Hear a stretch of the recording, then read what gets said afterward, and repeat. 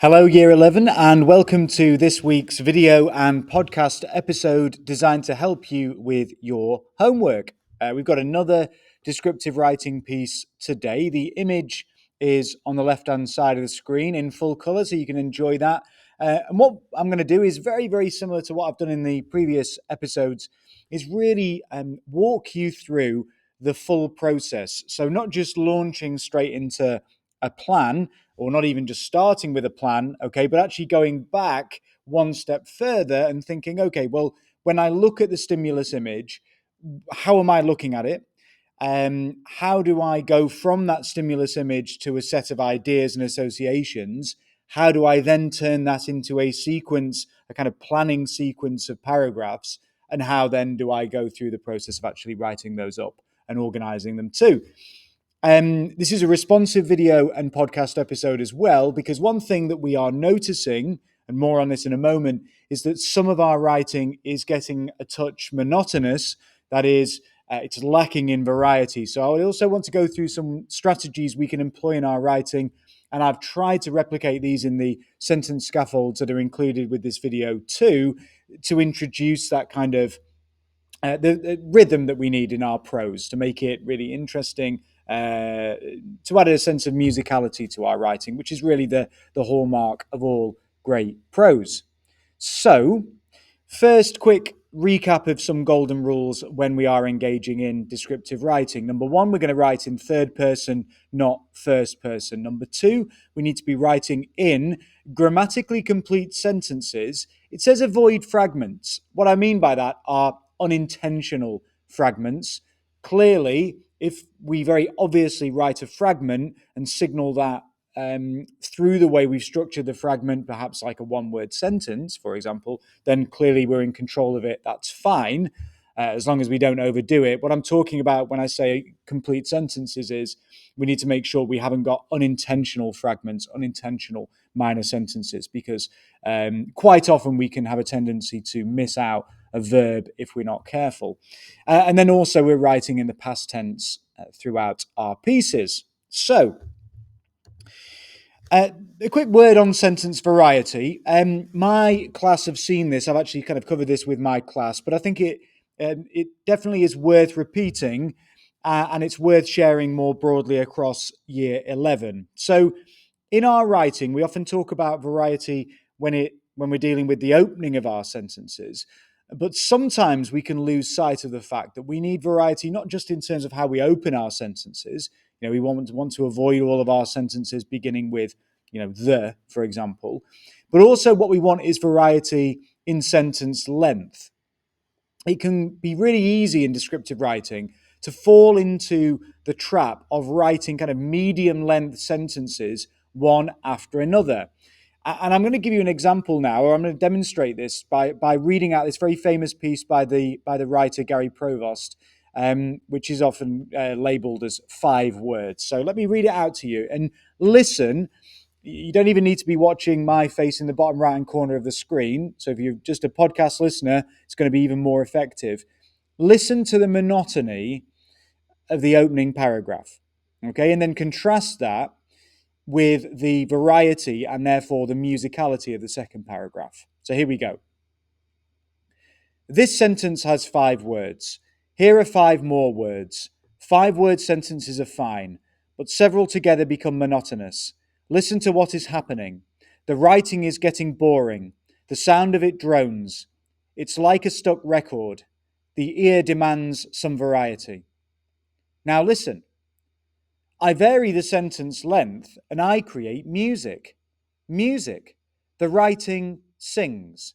It has a pleasant rhythm, a lilt, a harmony. I use short sentences and I use sentences of medium length. And sometimes, when I am certain the reader is rested, I will engage him with a sentence of considerable length, a sentence that burns with energy and builds with all the impetus of a crescendo, the roll of the drums, the crash of the cymbals, sounds that say, listen to this, it is important. So there's no comparison in some ways in terms of interest between the boring, monotonous, repetitive 5-word sentences of the opening paragraph, and the musicality and the pleasing variety that we both hear and indeed when we're reading that we would experience whilst reading it. Okay, much, much more interesting. So variety, not just in sentence openings, which I know we've been making a really big push on, but also variety in sentence length as well. Okay, so why do we do this?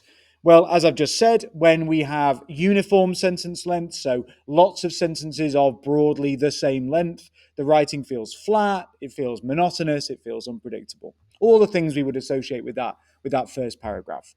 The second paragraph, though, shows us the benefits of varied sentence length, because that creates a sense of rhythm, a sense of flow, and also, where necessary, particularly shorter sentences, moments of emphasis too. So how do we do it? Well, we can do it in a number of different ways. A really easy way is using these short fragment sentences for like a moment of stillness or a moment of real punch and impact. So if we want to go with something like silence, there's something about the brevity, the shortness of the sentence, the finality of the full stop after the word silence, which evokes the feeling and at times the intensity or the peacefulness of experiencing silence ourselves. So silence, full stop, and it draws our attention to it. That becomes the focus of the reader and their concentration, and so we're drawing their attention to the absence of sound and that kind of auditory aspect of our writing, which is really, really important when we're focusing on sensory description. We can also combine that with a kind of long sentence followed by a short one, maybe even a single word. So I've given you an example relating to the ocean scuba diving description we're going to be working on shortly. The ocean stretched endlessly, blue upon blue, filled with shadows and light. Infinite. Okay, there's another example. And then another way we can vary our sentence length and also kind of introduce variety more generally is by having a shorter sentence as our connect sentence, particularly at the end of the description. So remember with our AQA cycle that the connect sentence is the last one of our kind of paragraph cycle that we're using. If for our very final paragraph, we actually then take that connect sentence and we set it apart as its own separate paragraph, again, there's going to be a pause implied by the paragraph break, and it's going to create that sense of stillness, that sense of a kind of moment of reflection. So again, fragment sentence, and the ocean endured. So there's another example. So some top tips for this. Say this every single week. I'm a big believer that we've got to read our own work aloud. Listen to your own work as you read it aloud. The effect is really dulled when you just try to read it quietly in your own mind, okay? Listen for where the rhythm feels a bit off, like it kind of drags. You're like, oh, this is getting a bit boring now, or unnecessarily, clumsily repetitive. So we want to treat our sentences in that kind of musical way, treat them like music. We want to mix the rhythms. We want it to be polyrhythmic, not monotonous and repetitive. Okay. So now we're in the realm of generating ideas, and we're going to go through the same 4 steps. We look at the image. What can we see? Then we start to associate ideas and feelings with what we can see. Then we think about, okay, right, well, I've got all these ideas, all these associations, all these things I can see. How can I order the events and the images, and how can I create an interesting order? And I'm going to give you an example of that in the video in the podcast episode. And then finally, what tone do I want?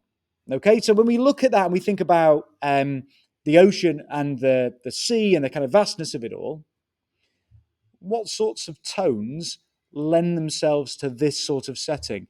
I'd argue a humorous, comic, playful tone doesn't lend itself to this kind of setting. So, just as a reminder, I had this conversation with Mr. Scott. When we are moving through these stages of observation and then association in particular, we're moving from what we can literally see to a more kind of conceptual set of associative meanings. That is also kind of what we're doing in our analytical writing.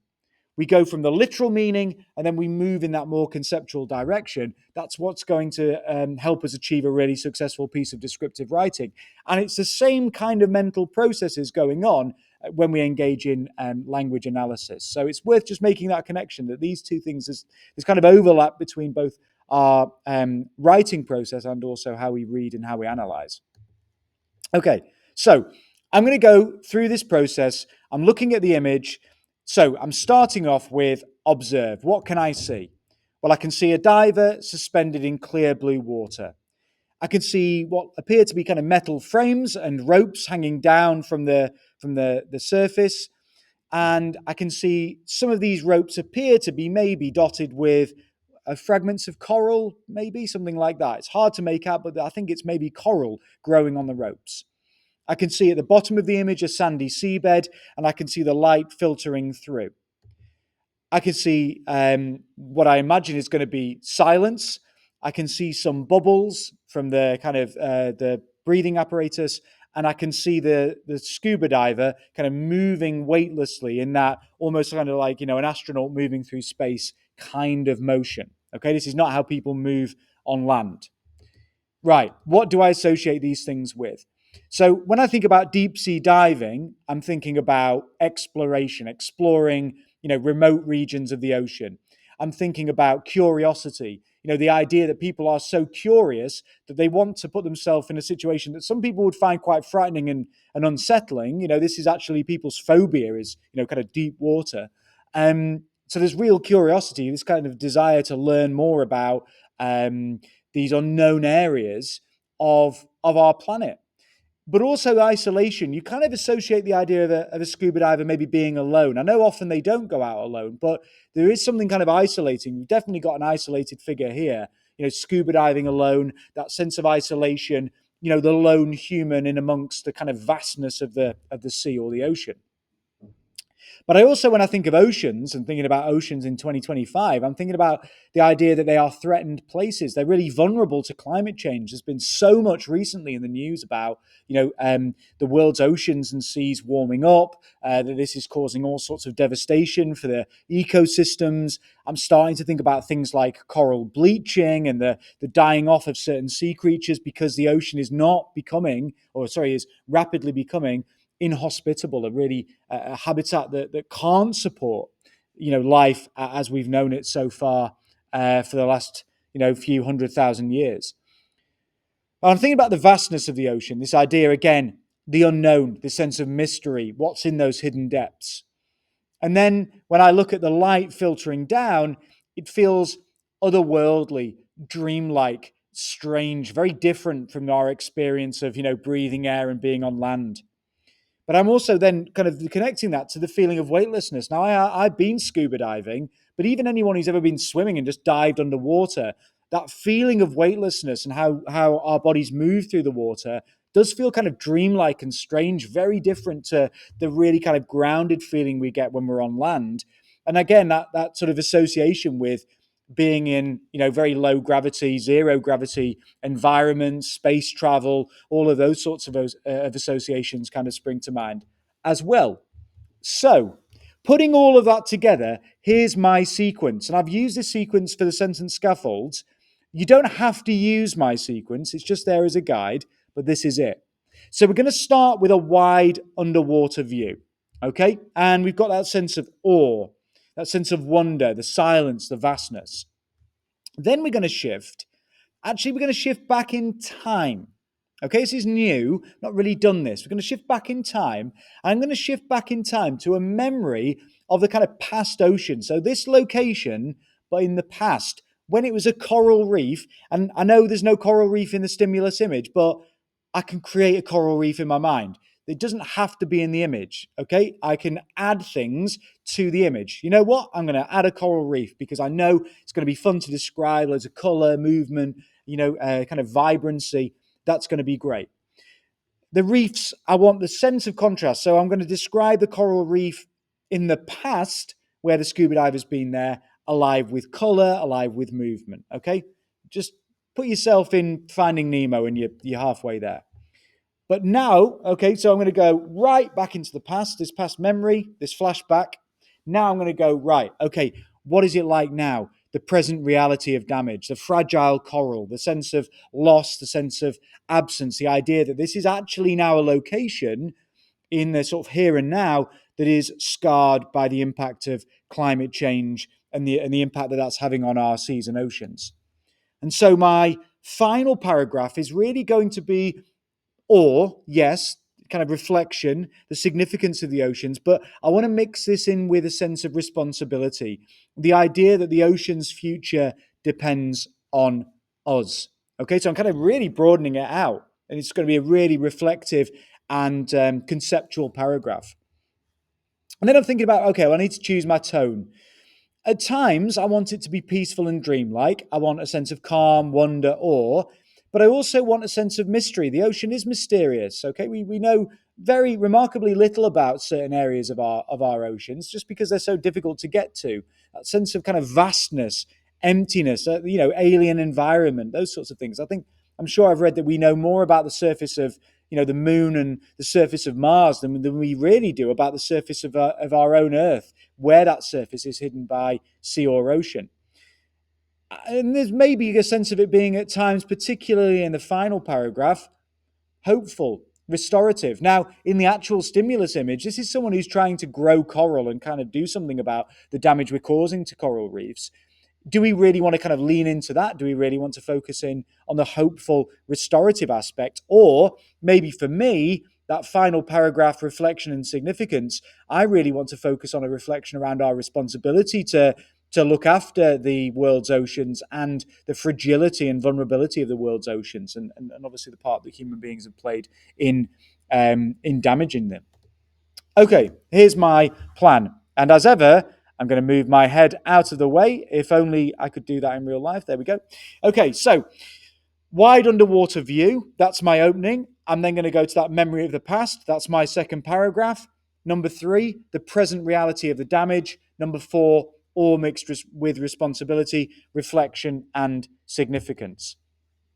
And now what we've got is a reminder of the writing cycle. So, inform, describe, reflect, react, connect. Inform, we set the scene, who, what, where, when, how, anchoring the reader in place. Describe, we're zooming in on sensory detail. This can be more than one sentence. It doesn't need to be one described sentence. If you want to deal with multiple senses, write more than one described sentence. This is a framework to work within. It is not one sentence per section of the cycle in a really robotic way. Now, reflect, same point as I've just said for describe, showing the deeper meaning. What we're going to kind of go into the mind of one of the characters. What is the detail suggesting? Thinking about atmosphere, symbolism. Why does it matter? What thoughts is the particular character having? In this case, the character of the scuba diver. Then we have a human, emotional, physical response. How does the person respond, particularly physically, showing, not telling, not saying that he was, full of full of awe and wonder, but, instead a shiver, eyes blinking, attempting to kind of take in the overwhelming power of what the scuba diver might be witnessing. Yeah, show, not tell. And then finally, connect. It's about linking forward or linking outward to something bigger, okay? Linking one moment to the next. Okay, and now we've got a series of sentence scaffolds. Now, I'm just going to show these on screen. These are here for you to kind of use. I'll also share the slides, obviously, as a PDF, so you'll have access to those via Google Classroom, and they'll also be sort of shared out via class charts and also in the show notes. So there's no point in me just reading them out. This is the first paragraph, that wide underwater view. And then we go into the memory of the past. That should say, in fact, it does say, if I move my head out of the way, there we go, the ocean kind of thriving, the coral reef thriving. The only thing I'll say is the informed sentence starts with years before. That signals the flashback, years before. Right, we're going even further back into the past. Okay. Paragraph 3. Now, though, again, markers for time. Now, though, the seabed carried scars. We're kind of shifting to the present, but we're still writing in that past tense. Really important that we do that, okay? Because we've gone right far back into the sort of super, memory past, distant past. Now we're kind of back into the present, but still adopting that still adopting that past tense in our writing. Okay. And then we move on to the final one, which is this: stillness, reflection, significance. Those are the sentence scaffolds. Okay. These are not the be all and end all. As I say to my classes, scaffolding is a little bit like stabilizers on a bike. Okay. I would say at this stage, you've got really two options. One, you use the sentence scaffolds absolutely as they are, and that's like riding your bike. You're learning to ride your bike. You've got your stabilizers on. Okay. What you might want, though, is to, yes, go, oh, okay, I'm going to use some of the sentence scaffolds, or I'm going to tweak them slightly. That's a little bit like, mum, dad, stepmom, whatever, running behind. You've not got your stabilizers on, but you've got a parent or carer to watch if you wobble and kind of keep you in the right direction. I'd say those are the two options really you should be going with. Either use them word for word or use them generally, but also tweak them and shift them obviously to your own ends. That's fine. They're not biblical quotations. These, you can kind of edit them and tweak them as you see fit, but they're there to make sure that you're going to practice being successful. What we don't want are people practicing doing it the wrong way because they just ignore all sentence scaffolds, either my sentence scaffolds or the ones that your teacher provides. So, final quick checklist before I wrap up this video. Have you written in third person? Are your sentences complete? Read it out loud. Is it consistently in the past tense? Have you used a writing cycle in each paragraph? Have you ended each paragraph with a connect sentence? And I should have added another one. When you read it out loud, does it sound repetitive and boring? Or does it sound like music? Does it sound like that second paragraph from Gary Provost, which was full of musicality and rhythm and variety, which makes it so much more pleasing for the reader when they engage with it. So I hope this has been a really useful video. All of this will be shared with you on Friday. Google Classroom, class charts. It'll go out as a podcast. It'll go out on YouTube. You know the score, all of the usual kind of areas and ways of engaging with this apply. So please make sure you engage with it. Take some time to put these together. It's designed to help you be successful. And I will see you same time next week.